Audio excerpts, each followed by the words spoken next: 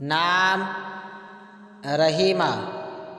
رحیمہ نام کا کیا مطلب ہے؟ رحیمہ کی زبان کا لفظ ہے۔ رحیمہ ایک اسلامی بہترین نام ہے۔ رحیمہ نام کا شمار لڑکیوں کے ناموں میں ہوتا ہے۔ رحیمہ عربی زبان کا لفظ ہے۔ رحیمہ نام کا مطلب ہے رحم کرنے والی، رحم دل عورت۔ انگریزی الفاظ RAHIMA